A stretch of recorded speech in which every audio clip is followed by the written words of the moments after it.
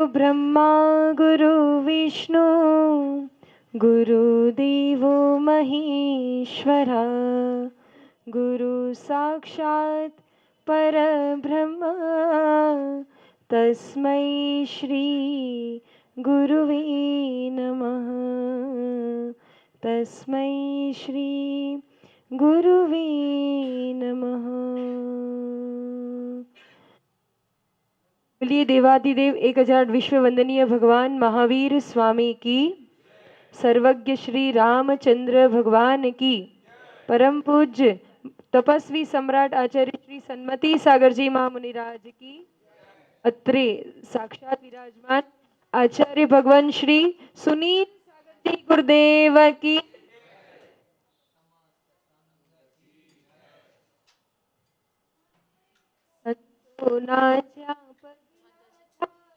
ત્યાં મંગલ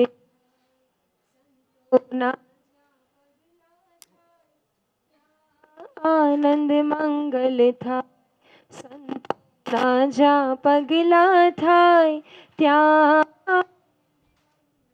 આનંદ મંગલ થાય, ઘર ઘર મંગલાચાર થાય, આનંદ મંગલ થાય, ઘર ઘર મંગલાચાર થાય, સંતોના જ્યાં પગલા થાય ત્યાં આનંદ મંગલ થાય।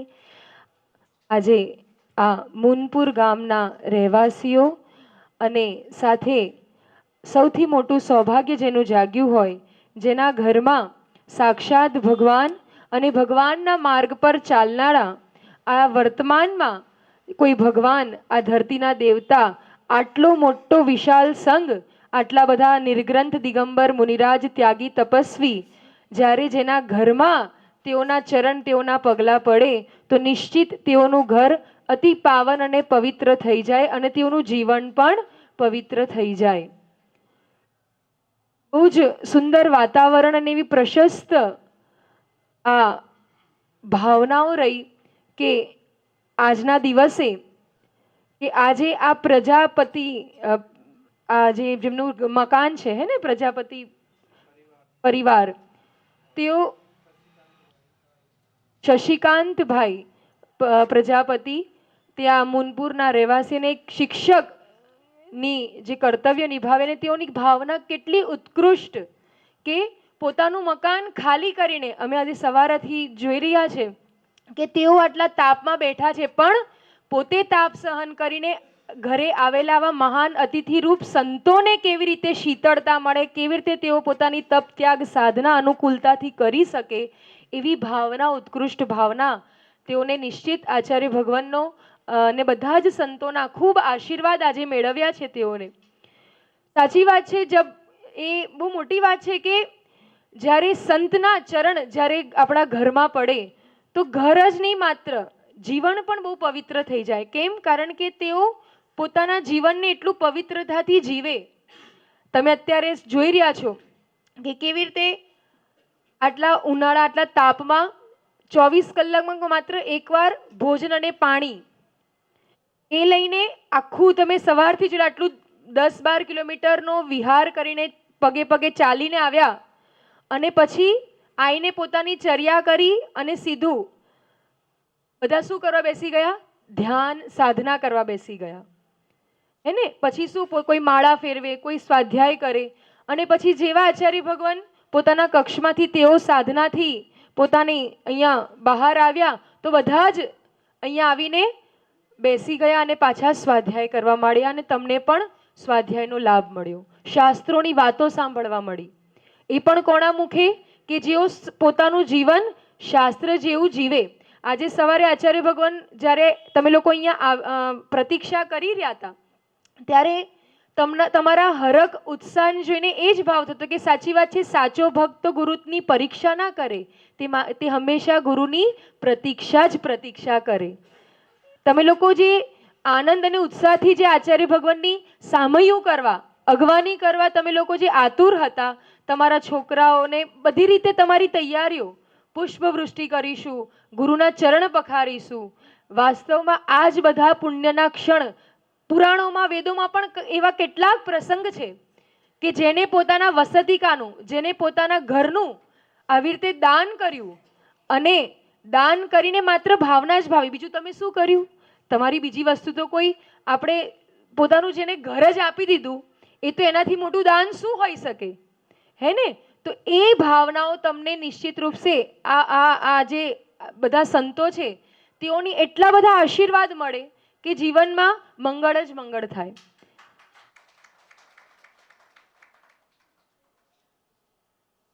આચાર્ય ભગવાન સુનિલ સાગરજી મહાન જ્ઞાની સાધક, તપસ્વી સાધક, જ્યારે અહીંયા આવ્યા અને અહીંયા બેઠા, આટલા કલાકોથી તમે તેઓનું સાનિધ્ય પ્રાપ્ત કરીએ, તેઓએ તમને તમારી પાસે કઈ વાત કરી? તમારી પાસે કઈ માંગ્યું? આ તો એ સંત છે કે કોઈ દિવસ માંગે નહીં, તેઓને માંગવું પણ મરવા બરાબર લાગે, હે ને? કે કશું માંગે નહીં, ના કશાનો સ્વામિત્વ. તમે લોકો પ્રજાપતિ છો, પણ આ તમારા ઘરે પ્રજાપિતા આવી ગયા છે, પ્રજાના પિતા સમાન. પિતાની જેવી લાગણી હોય કે મને દુઃખ મળી જાય, પણ મારા આવનારા જે મારી સંતાન છે તેને કેવી રીતે સુખ આપી દઉં, તેનું કેવી રીતે ધ્યાન રાખી દઉં. એ જ રીતે પોતે આટલા કષ્ટ સહન કરીને 24 કલાકમાં એક જ વાર તમે બી એનો અનુભવ કરી શકો. આપણે થોડું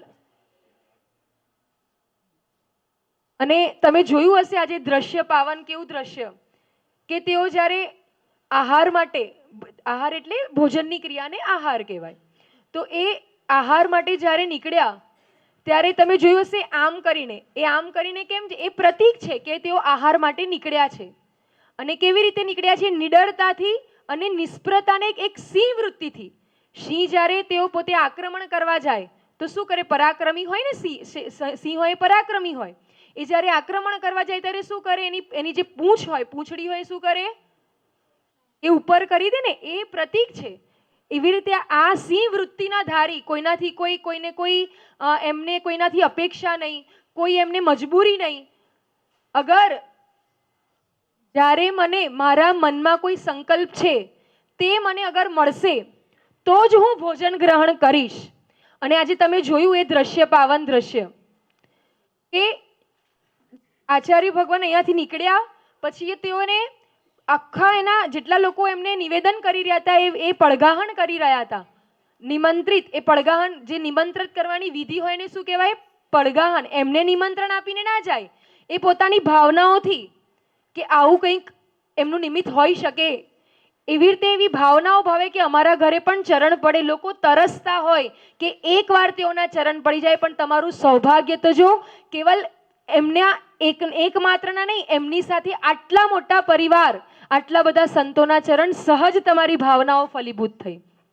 એ એવી રીતે પડઘાહણ માટે આટલું ફર્યા, એમની વિધિ નથી મળી રહી. આ એમની વિધિ, આજે સંકલ્પ શું હતું કે કોઈ કેરી, આમ, એ 3 આમ લઈને ઊભું હશે તો એના ત્યાં પડઘાહણ થશે, એના ત્યાં હું આહાર નિમિત્તે, ભોજન નિમિત્તે જઈશ. એવું જ્યાં સુધી ના મળ્યું, આટલો વિહાર કરીને આવ્યા હતા, એવું નહીં કે અહીંથી નીકળ્યા ને સીધા પેલા એમના ઘરમાં જતા રહ્યા, ના. અગર આ સંકલ્પ પૂરો થશે તો જ હું આહાર ગ્રહણ કરીશ. પણ એ તમારા મુનપુર વાસુનું આપણા સૌભાગ્ય કે આપણે એ આહાર કરાવવાનો પણ લાભ આ ભૂમિ પર, નહીતર આ ભૂમિ પર ઉપવાસ થઈ જતો એમનો નિર્જલ 24. હવે પછી અગર જો એમની વિધિ ના મળતી તો બીજા 24 કલાક સુધી એ પાણી અને ભોજન પણ ન લેતા. તો એવું ના થાય, કારણ કે તમારી બધાની બહુ પ્રશસ્ત ભાવનાઓ છે ને કે એમને અનુકૂળતા જ અનુકૂળતા મળે. એટલા માટે એ તમારા ભાવનાઓનું સૌભાગ્ય અને એ એમની સાધનાનો પ્રતાપ, એમનું પુણ્ય કે આવી કઠોર વિધિ લઈને પણ તેઓએ પોતાનું ભોજન ગ્રહણ કરવાનું આપણને સૌભાગ્ય આપ્યું. આટલો મોટો પરિવાર, અહીંયા આ તમારો જે પરિવાર છે, અમે જોઈએ છીએ કેટલા બધા લોકો રહે છે, હે ને? તો એકાદ બે પેલા અમે જોતા હતા, પેલા બે નાના બાળકને છે ને બધા સામાયિક કરતા હતા, ધ્યાન કરતા હતા, તો પેલા 2 બાળકને શાંત કરવામાં એની પાછળ 4 લોકો લાગેલા હતા કે પેલા 2 જણ શાંતિથી બેસી જાય ને આ લોકોને ડિસ્ટર્બ ના કરે, બરાબર? તો એટલે આપણા ઘરમાં 2 સંતાન હોય નાની, એને પણ આપણે અગર સંભાળવી હોય કે એને થોડું કાબુમાં રાખવી હોય તો કદાચ પસીના આવી જાય, હે ને, પસીનો આવી જાય, આપણને પરસેવો આવી જાય કે કેવી રીતે સંભાળીએ આ નાનકાઓને. પણ આ એવું વ્યક્તિત્વ છે અને આ ગુરુજી તમારા જે સમક્ષ બેઠેલા છે તેઓ એટલા મોટા વિશાળ સંઘ નાયક છે. તમે જોઈ રહ્યા છો આ સંઘમાં 20, 22, 25 વર્ષની ઉંમરના સાધકો સાથેથી 80, 85 વર્ષના સાધકો પણ સાધનારત એમની ચરણ નિશ્રામાં કરી રહ્યા છે, સાધના કરી રહ્યા છે. કેવી રીતે કરતા હશે? તમે એ પણ નિહાળ્યું જ છે અને જોયું જ છે કે આયા છે ત્યારથી માત્ર ખાલી શાસ્ત્રોના વાક્યો જ બોલી રહ્યા છે, બીજું કશું બોલી નથી રહ્યા. 12 થી 3 તો સંપૂર્ણપણે મૌન, અખંડ મૌન, કશું જ બોલવાનું નહીં. એમ એમના જીવનનો ક્રમ છે, એમના દરેક નિત્ય ક્રમ છે કે મતલબ 18 થી 20 કલાક તેઓ મૌનનું પાલન કરે. આવું મૌનનું પાલન કરીને પણ પોતાની ક્રિયાઓ હોય, પોતાની સાધના હોય કે આટલા મોટા સંઘનું સંચાલન હોય કે સમાજનું સંચાલન હોય કે જે દેશ સંસ્કૃતિનું સંચાલન હોય, બધાને કેટલું અનુશાસિત બદ્ધતાથી કરવું એ કેટલું મોટું એક તમે પણ વિચારી શકો છો ને, એક આપણી કલ્પનામાં પણ ના આવે. પણ એ પોતાની એ એમની ગુણવત્તા છે, એવી એમની ગુણોની એટલી પરિપક્વતા છે કે તેઓ પોતાના ગુણોથી અને પોતાના જીવન એ આચરણથી દરેકને સંચાલિત, કશું કરવું ના પડે એમને, એ જ બસ એ કરવું ના પડે ને બધું થઈ જાય, એ જ આટલું મોટો પુણ્ય પ્રતાપ છે. તમે જોઈ રહ્યા છો આટલા બધા લોકો ત્યાં હતા, તમને એમ લાગે કે આટલી બધી ગાડીઓ છે, આટલા બધા લોકો છે, તો આમની માલકિયત નથી. આ તમારા ઘરે હમણાં રહેશે તો બી કશું લઈને નહીં જાય, પણ તમને આપીને જશે. કોકને એવું લાગે, હમણાં અહીંયા એક મહારાજજીએ પેલા બા બેઠા છે ને એમને કીધું કે તમે માતાજી બની જાઓ, અમે તમને દીક્ષા આપી દઈએ. એટલે શું કઈ અહીંયા લેવા આવ્યા છે તમને, હે, કે જબરદસ્તી ઉઠાઈને લઈ જઈશું? ના, પ્રેરણા આપે. સંતોનું કામ શું હોય? ઉપદેશ આપીને પ્રેરણા આપે કે તમારું જીવન પણ મંગળ થાય. અને એમના વચનની જો એક પ્રતાપ જુઓ, સાધુના વચનની અને આચાર્ય ભગવાનના જીવન એમને જોઈ રહ્યા છે ને, ક્યારના તમે બધા જોઈ રહ્યા છો કે કેવી ચર્યા હોય, કેવું જીવન હોય. એટલે આપણું મન બી શું થાય? આપણા પરિવારવાળાને તમે લોકો શું વાતો કરી રહ્યા હતા અંદર, તમારું ભોજન લઈ રહ્યા હતા ત્યારે હું જાઉં, એવું થઈ રહ્યું હતું ને તમને કે હું જતી રહું? એ આ ભાવના કોઈ નહીં લઈ જાય. હા, ચિંતા ના કરતા, પાછું એમ ડર લાગી જાય કે આયા છે તો લઈ જશે ના, ખાલી પ્રેરણા આપે. પણ એ પ્રેરણા પછી આપણા જીવનમાં એક ઊંચું આપણું જીવન પવિત્ર બનાવી દે. આ બધાને પણ કોઈ જબરદસ્તી નથી લાવી. બધા અહીંયા તમને આપણે એવું લાગે કે આ કંઈ કામ નહીં હોય કે ભણ્યા ગણ્યા નહીં હોય એટલે નીકળી ગયા હશે. ના, એવું નથી. પોતે આચાર્ય ભગવાન પણ ખૂબ ભણેલા છે. હમણાં વાત થઈ રહી હતી ને ડિગ્રી એમની 2 શાસ્ત્રીની, જે આપણે અગર જોઈએ તો જે વિદ્વાન પંડિતો જે કહેવાય, જે તમે તો બ્રાહ્મણ લોકોને શ્લોક આદિ જે ભણાવવામાં આવે ને ગુરુકુલમાં શિક્ષા, એવી રીતે શાસ્ત્રીની પઢાઈ કે આપણે કહેવાય વિશારદ અને જે શાસ્ત્રી રૂપે કરવામાં આવે ને, એવી એક સાથે 2 ડિગ્રીઓ લીધેલી છે સાથે.